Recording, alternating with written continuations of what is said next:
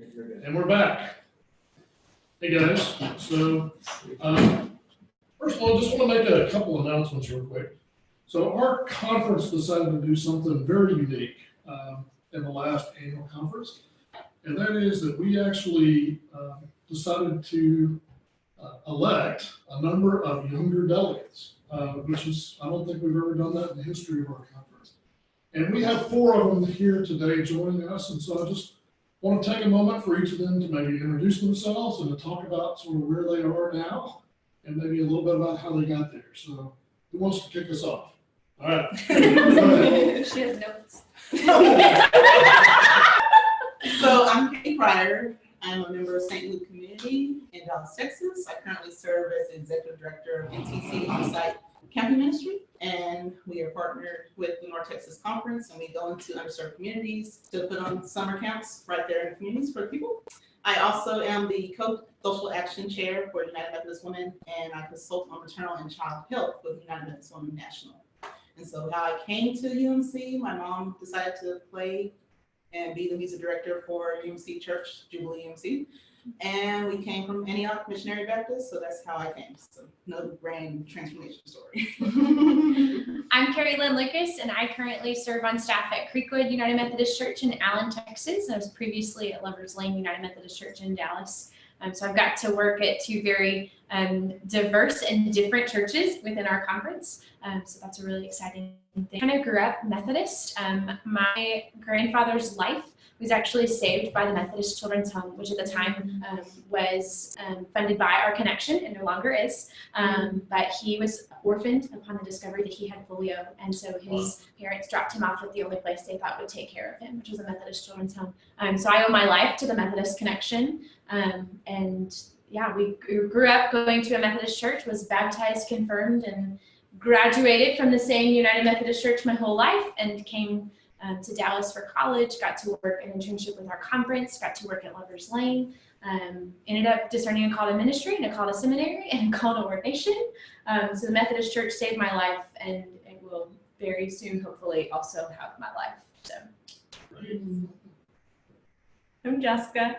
My name is Jessica Vittorio. I should have written down notes. Jessica Vittorio. I am not a clergy person. I'm a lay delegate to General Conference. I'm a member at First United Methodist Church Dallas, but I grew up at Grace Avenue in Frisco. So I've been in the North Texas Conference for a little while. I am a lawyer by trade, so I'm sorry for that.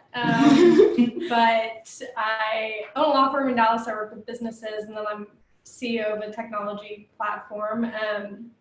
So I don't get to work with religion every day, unfortunately.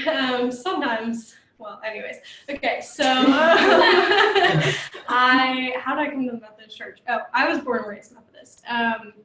I grew up in the North Texas Conference. I was baptized in the Methodist Church in Pennsylvania, and I went to Methodist undergrad. I spent a few years with the Baptist because I went to law school at Baylor. I'm Shandon Klein, and I am currently the Assistant Director of Welcoming at First UMC Richardson. What brought me to UMC? When I moved down here, I'm originally from South Carolina. I did not grow up Methodist. I grew up Episcopalian, and when I moved down here to Texas, I had been looking for churches, and actually we ran across First Richardson because they were offering 5 o'clock service, and being a full-timer, I was like, okay, yeah, that sounds really good. And I can say that First Richardson was the first time I actually felt something in worship instead of going through the motions, and where I was really engaged to really think about the Bible and why I believe what I believe. And I got to ask those questions. They fit me because my original background is in the sciences.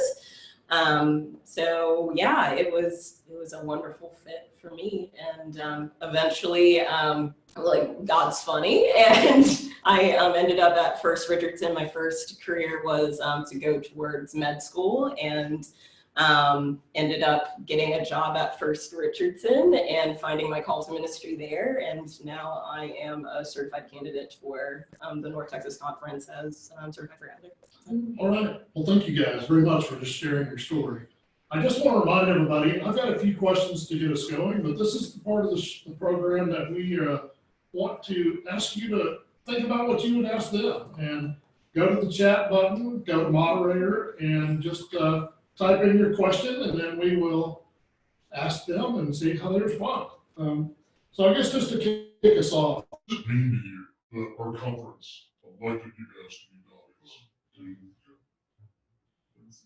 Got it. Your speech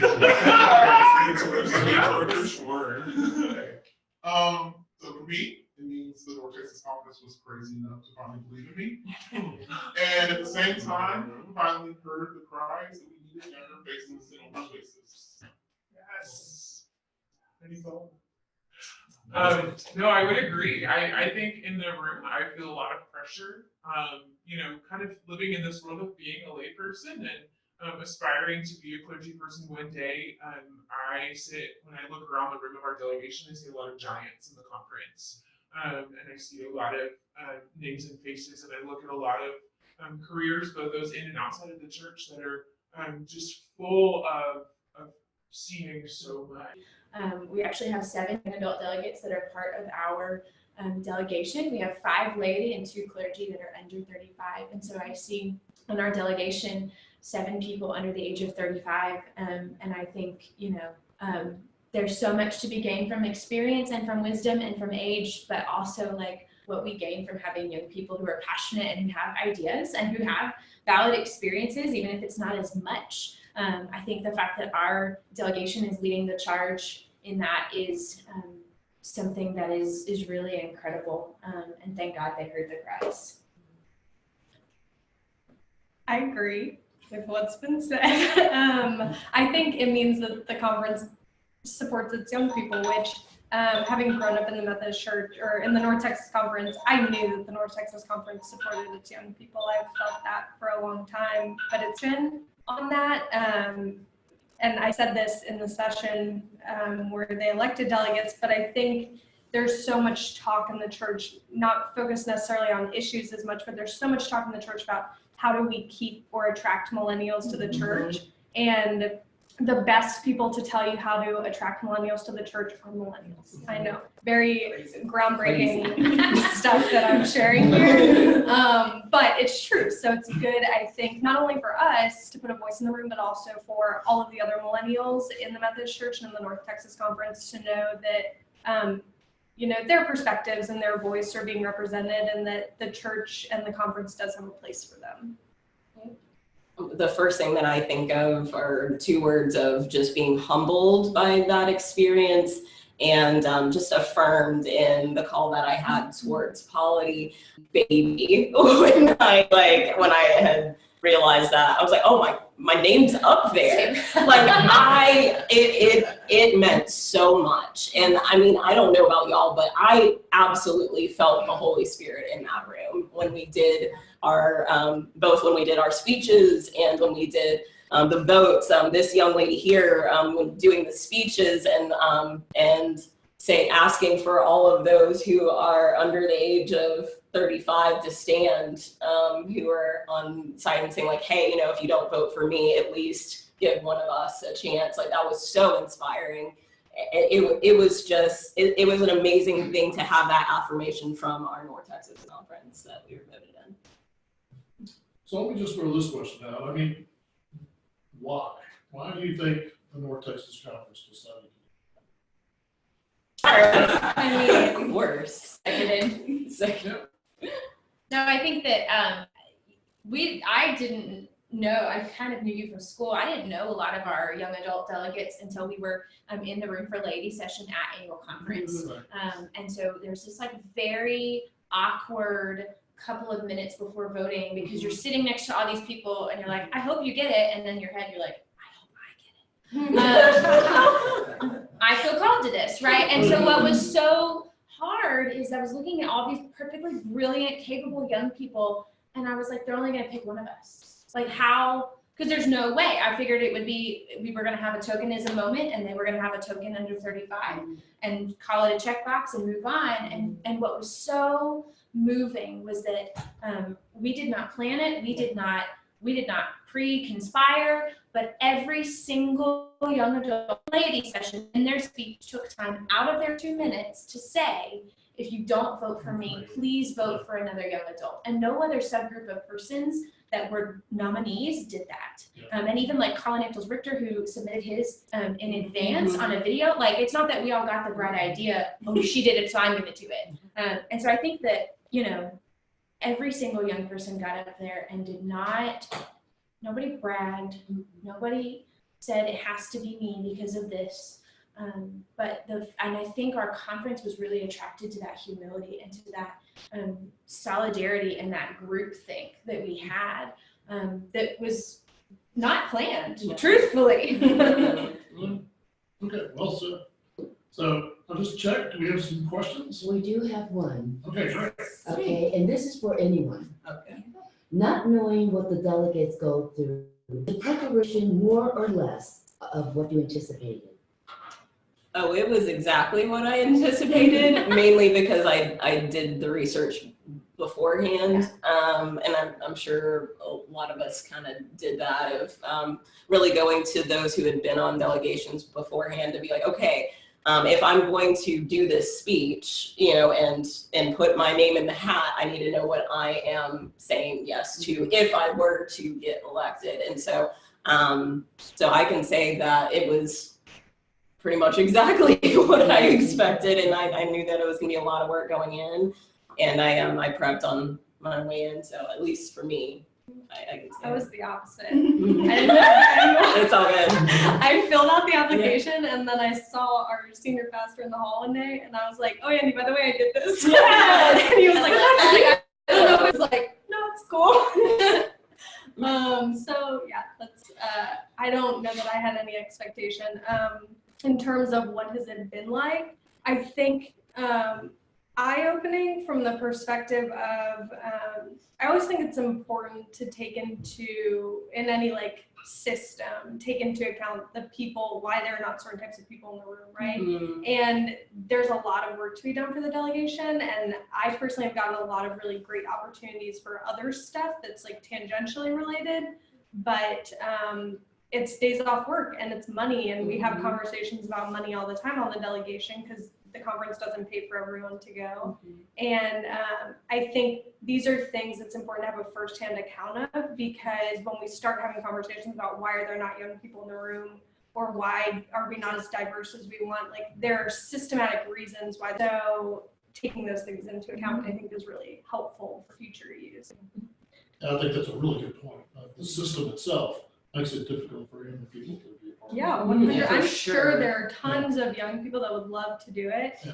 And the Yes, financial financial. I still have nightmares about the finances of it, and Yeah. like it's not solved because I'm on the delegation, Right. right? Like it's still causing us anxiety even now, the Yeah. finances of it. Well, and if you're, you know, a young layperson, I'm lucky because I work for myself, but if you're not clergy and you're a layperson, I don't know how you would take the time off. I mean, the conference itself is like 12 days, right? And then you have all these other things. I've been to 2 other conferences. I'm getting ready to go on a 8-day trip. Like, there's a lot of time off that's involved in this. And I'm happy to do it, and I'm lucky and blessed to be able to do it. But I think when you start asking the question about why are certain types of people not in the room, why, it goes back to, like Beth was talking about, you can't, that 80-20, maybe we need to stop having 20% of people doing things, and then it's less of a time commitment, which I think would be a cool thing.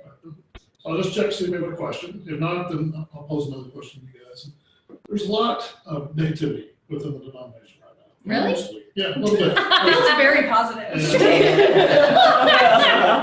You know, lots of conversations about it. We split, we do this, we do that. And I guess what I want, from a younger person's perspective, who loves the United Methodist Church and is going to be a part of it for the remainder of their life, just share with us, what is your hope and dream and vision of, you know, assuming that we get past all of this, sort of what do you see as sort of the church that you would want it to be? Young adults, but like at least what I hope for is that the United Methodist Church can lead the charge in figuring out how to stay united amongst differing opinions. Because if we can't figure it out as a church and be one body, we can't emulate that in the world. Like, so if we fracture, that just emulates the world that's out there that's already polarized. How are we supposed to give a witness to the world outside of us if we are doing that? So I think it's extremely important for us to figure out how to stay a global denomination. It's honestly why I'm so proud to be United Methodist, that we have this connectionalism, not just in the United States, but across the globe. And that means so much. We are the one denomination that truly, you can see that, and that we would be remiss if we were to dissolve that. Just to say, like, basically keep in our ideological bunkers and not to learn from one another. I think to add to your point, I find it very interesting that General Conference will be in May of 2020, and we'll have another presidential election in November of 2020. Yeah, it's not a funny joke, it's real life. Yes. And so God bless anyone who's trying to plan sermon series for 2020, Goodness. because what do you even think to begin to preach?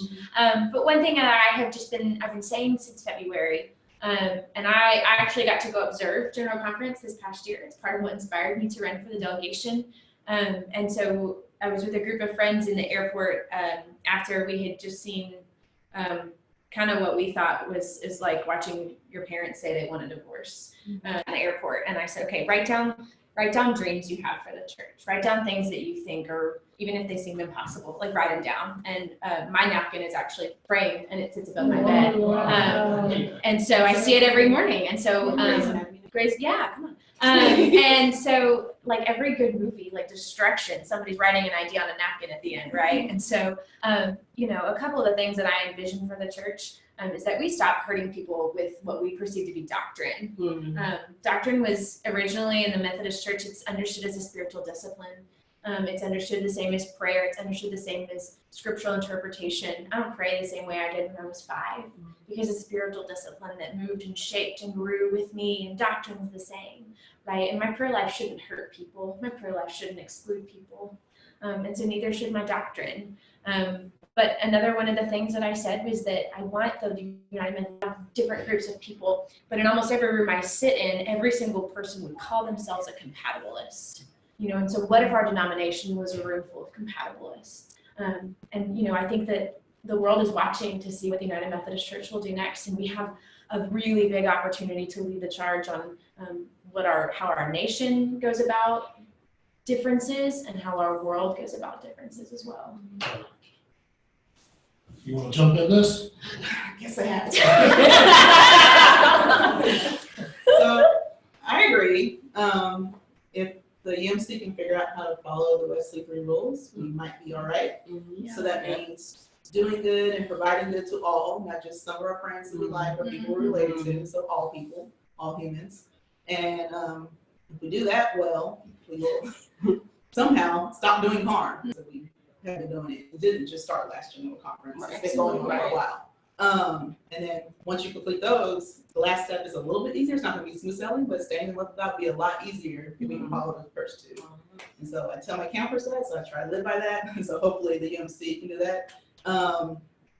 As for 2020 vision, it might not be saying that the UMC needs to split, but some of our harmful traditions need to go. Okay.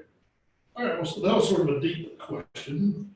We got another one, we have another anymore? All right, so let me get y'all maybe a little bit lighter question since we've been meeting as delegates for a while. What's been a surprise, if anything? What's sort of been a shock to your surprise or something that you just weren't thinking it would be there? Anything? Oh, I can tell you. So I can tell you just in the efforts of trying to figure out how we might be able to fundraise for our delegation, just the sheer cost of expenses that is out there is quite staggering. What you may not be aware of, so we not only have general conference and jurisdictional conference that we really, all 23 of us really do need to be there. But we also have pre-conference meetings in Nashville and in Oklahoma City, and those expenses aren't covered from what I understand. And so when you're thinking about 4 conferences, not only it's the time, which time is money for sure, but there's delegates from the lay side and the clergy side, they're covered for general conference and jurisdictional conference. But those who are jurisdictional conference and alternates, they have to pay their whole way to general conference. And we need each person, each 23, to be able to be on each committee so that we know what's going on in each committee, because there's, what is it, 14 or 13 committees, something like that. In order to stay abreast and be the most, really a team, we all need to be there. We really don't want there to be a financial burden on any of us. And so we really hope that we can get fundraising efforts together within the North Texas Conference to help aid our delegates in being able to not just attend one, try and attend all of them. We need to. Anything else? I think for me, one of the things that I am discovering, delegation work is hard work, and delegation work, I've worked spreadsheets in the last 3 months and shared them and color coded them, and it's the most. But I think one thing that I'm finding with delegation work is it is holy work. And anybody who thinks otherwise is kidding themselves. I think that especially the 4 of us understand the gravity of the work that we're doing. But I really do, and I think, it's a bummer the clergy missed lady session because the Holy Spirit came in that room. It was so good, and it wasn't taped either. No. I wish it was taped. Gotta spread the word the old-fashioned way. Ooh, yeah. And so I think just getting started on that foot and having that experience together as laity was so pivotal, and the members of our annual conference that ran that are not joining us in the delegation right now for one reason or another, their words inspired us and pushed us, and so I think that I look forward to our meetings, but I find them to be such holy moments. Yeah. All right. Awesome. Meetings have developed my patience. They're holy, but they hard. Holy moments, yes. I'm more of a quick action, let's get to the point. I am developing my waiting skills. So thank you, delegation. You're welcome. I think the delegation has helped me to have a better understanding of the bureaucracy within the church, which is, to me, as someone who worked in the government, truly annoying and frustrating. And layers of bureaucracy, there's now another step between the emotion of a decision and the actual on the ground decision being made. And I think when we ask ourselves, how do we get here? That's how we got here. We put a bunch of bureaucracy in the middle of it. And bureaucracy sometimes organizes things, and sometimes it takes the humanity out of things. So I think that's been a little eye-opening. There's a lot of committees, man. There's a lot. All right, well, hey, we're getting down toward the end, so let me just sort of ask one final question, and that is, as you attend the conferences in 2020, whether it's general conference or jurisdictional conference, what is one thing that you hope that we're able to resolve or take a step in the right direction? I can start. I think, and I'm gonna keep goals small here because incremental progress. Okay. But I think if we could, where we were all mindful of the manner and the verbiage that we're using while we're discussing things, so not to scapegoat groups of people for certain decisions that are made or not made, or make a lot of comparisons about for example, at special conference, I was making a tally of the times that people compared like homosexuality and like alcoholism. Yeah. And I was like, okay, now we're throwing two groups of people under the bus. Like we use a lot of harmful verbiage in the course of our conversation. So if we can at least minimize weaponizing the Bible and using harmful verbiage, even if we still don't agree at the end of the day, I think that would be progress. Good. Same page. Same one? We didn't even have notes for that. I want to see that in your notes. God had the notes, so you know God. I'm Holy Spirit, man. Anybody else? I would say I've never experienced general conference or like before. So I really hope to see those in America reaching out to our global friends and our central conferences and sitting down and talking and listening. We don't really have the luxury of sitting next to each other all the time. So I really hope that 10 days, from the 5th to the 15th, that we can actually have those true conversations around a table to be like, hey, I want to understand where you are coming from and truly mean it and take that in. You know, like I'm like, I don't doubt that that's happened in, you know, other conferences and all of that, but I'm hoping to experience that at, I think for me, you know, just on my personal history with third-party things that are funded by our connection. So like what used to be the Methodist Children's Home, I look at things like UMCOR, and I look at things like other boards and agencies and events. There's a Global Young People's Convocation that I went to that is not on the calendar for the next quadrennium because there might not be money for it because we don't know what's going to happen. UMCOR giving is down, and so I think it's no secret. I'd like to see us take a step towards full inclusion of LGBTQ siblings, but not at the expense of boards and agencies and all of these things that go away in certain models that are put forth in front of us right now. And that's in the fine print of a lot of what those of us that are progressives want, but we're not seeing the harm that will be done through things like UMCOR and through things like our boards and our agencies and our conferences. And so I'd like to find some sort of way in which, you know, we take a step in some form of a direction that way, but where really important stuff that, you know, if you don't know about it, you don't know about it, doesn't get lost. Yeah. All right. So many dittos, now I have to elaborate. Y'all got 4 free sermons. Yeah. So, agreements upon 1, 2, 3. And everybody. Right. But at the same time, this will be my first general conference over the age of 18. So I've been to general conference before as like a 15, 13-year-old, but my experience was, we're in a room. So hopefully that's my same experience going into 2020. Yes, there will be some disagreements. I'm not saying everybody's going to agree 100%, but hopefully we can do it as civilized humans. Yes. Good. Great.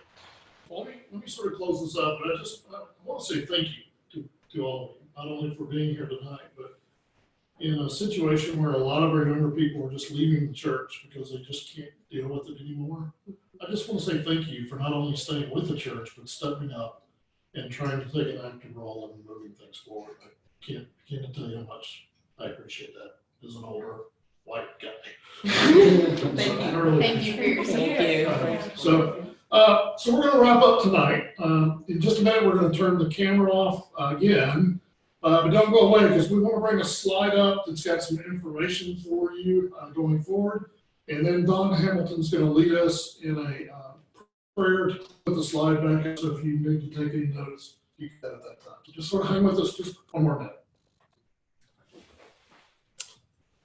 Okay, guys, so this is the slide that I was talking about. So once again, we'd love your feedback. We'd love to know what's working for you, what's not working for you.